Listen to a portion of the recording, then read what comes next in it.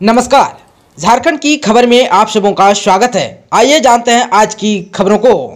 झारखंड में आज से सब कुछ बंद। ई पास के बिना घर से निकले तो खैर नहीं।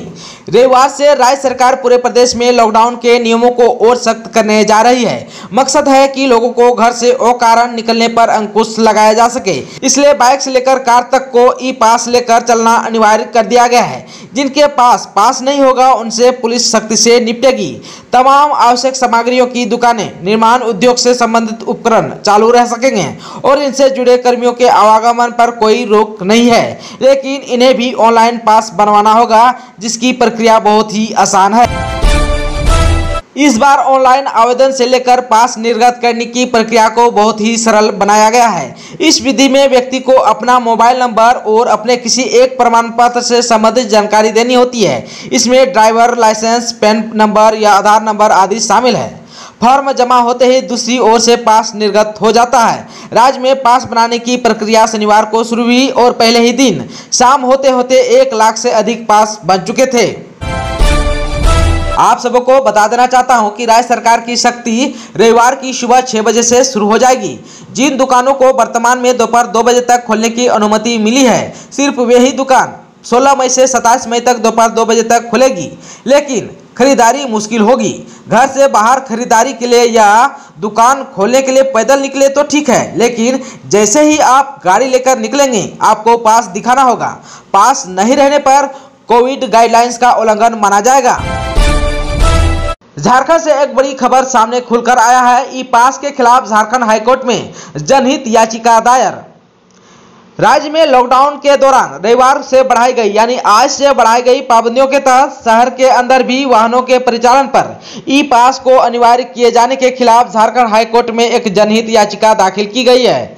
अदालत में इस याचिका पर जल्द सुनवाई करने का आग्रह किया गया है। याचिका में कहा गया है कि सरकार ने 16 से 27 मई तक शहर के अंदर भी वाहनों के परिचालन के लिए ई पास को अनिवार्य कर दिया है। सरकार ने पास बनाने के लिए लोगों से वजह भी पूछा है, मतलब लोगों को अपनी हर गतिविधि की जानकारी देनी होगी। याचिकाकर्ता ने कहा है कि सरकार का यह नियम निजता के अधिकार का उल्लंघन भी है। याचिका में कहा गया है कि स्वास्थ्य सुरक्षा सप्ताह के दौरान सरकार ने सिर्फ जरूरी सेवाएं ही जारी रखने का निर्णय लिया है। जरूरी सेवा में दुकानें ही खोलने को कहा है। ऐसे में यदि कोई व्यक्ति बाहर निकलता है तो वह आवश्यक काम ही से ही निकलेगा। आपात स्थिति में यदि किसी को अचानक बाहर निकलना पड़े तो वह अपने 2 पहिया वाहन तक का इस्तेमाल नहीं कर सकता, क्योंकि इसके लिए ई पास की जरूरत होगी। ई पास नहीं रहने पर लोगों को पुलिस की कार्रवाई का शिकार होना पड़ सकता है। जनहित याचिका में यह भी कहा गया है कि स्वास्थ्य सुरक्षा सप्ताह के दौरान लोगों की आवाजाही काफी कम है और बिना जरूरत के लोगों को घर से नहीं निकल रहे हैं। ऐसे में ई पास जारी किए जाने के लिए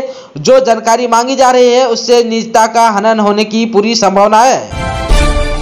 झारखंड में कोरोना का रिकवरी रेट राष्ट्रीय औसत से हुआ ज्यादा, परंतु मृत्यु दर कर रहा है परेशान।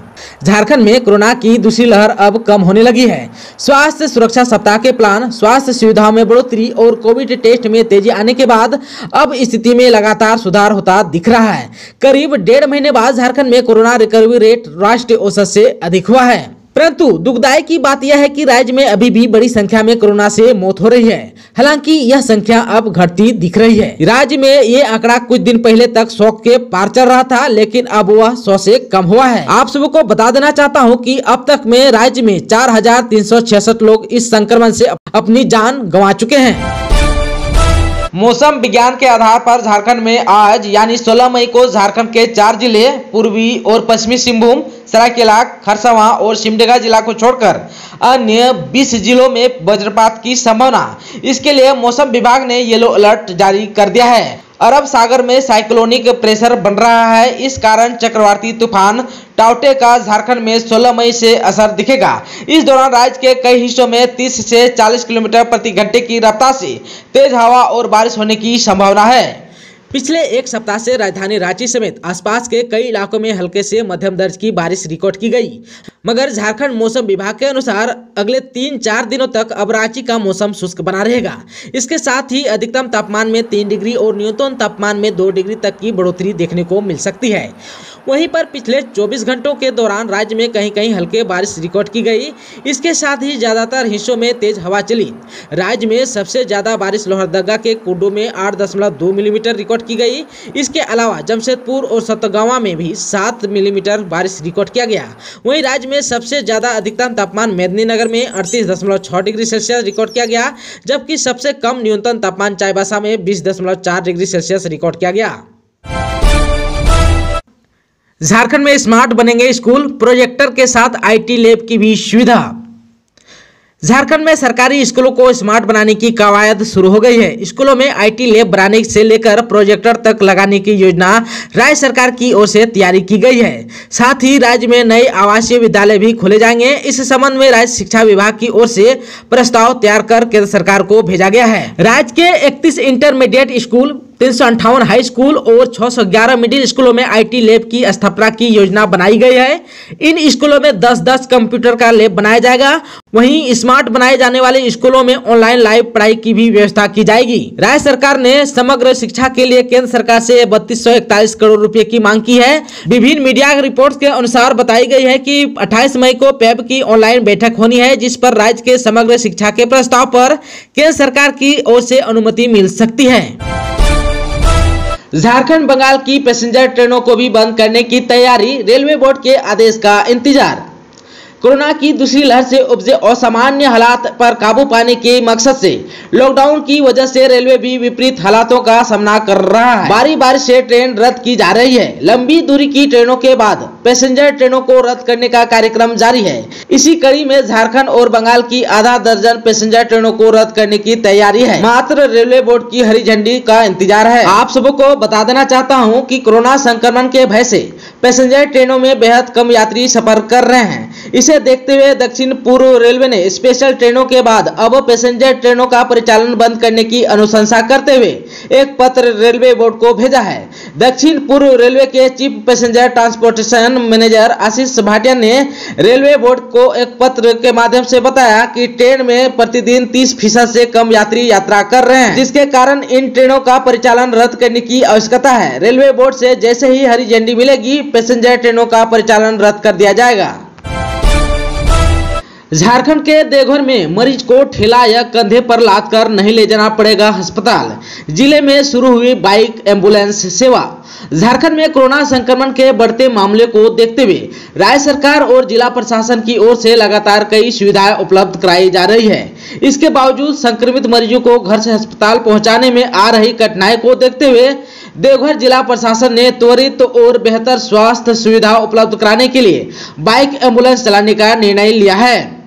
अक्सर कई शहरों में यह देखने को मिल रहा था कि एम्बुलेंस के अभाव में मरीज को परिजन ठेला, रिक्शा या कंधे पर लादकर अस्पताल ले जा रहे थे। इस संकट से निपटने के लिए देवघर के उपायुक्त मंजुनाथ भजंत्री और पुलिस अधीक्षक अश्विनी कुमार सिन्हा ने स्वास्थ्य व्यवस्था के साथ स्वास्थ्य सुविधाओं को सुदृढ़ करने के उद्देश्य से शनिवार को 5 बाइक एम्बुलेंस को हरी झंडी दिखाकर रवाना किया। झारखंड में शनिवार को 52,939 लोगों की कोरोना जांच हुई, जिनमें से 3157 नए संक्रमित पाए गए।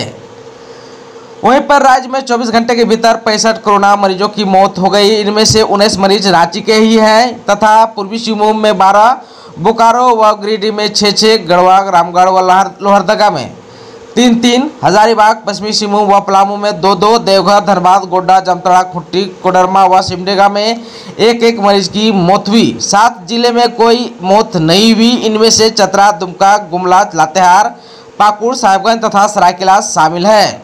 शनिवार को कहां से कितने संक्रमित पाए गए, आइए इनके बारे में भी जानते हैं। बोकारो से 146, चतरा से 106, देवघर से 108, धनबाद से 128, दुमका से 22, पूर्वी सिंहभूम से 297, गढ़वा से 68, गिरिडीह से 107, गोड्डा से 41, गुमला से 197, हजारीबाग से 200, जामताड़ा से 63, खुट्टी से 73, कोडरमा से 129, लातेहार से 76, लोहरदगा से 94, पाकुड़ से 1, पलामू से 230, रामगढ़ से 202, रांची से 465, साहिबगंज से 19, सरायकेला से 47, सिमडेगा से 103 और पश्चिमी सिंहभूम से 235 नए संक्रमित पाए गए।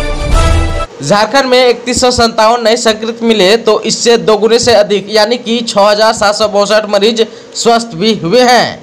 कहां से कितने मरीज शनिवार को स्वस्थ हुए, आइए इनके बारे में भी जान लेते हैं।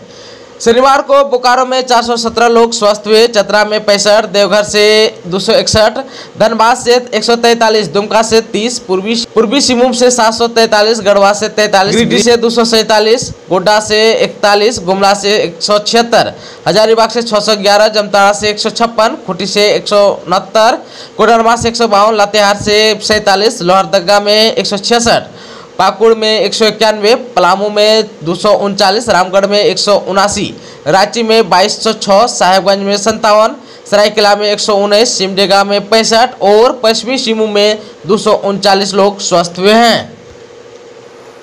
इसके साथ ही आज के खबरों में बस इतना ही। हमें दीजिए इजाजत। नमस्कार।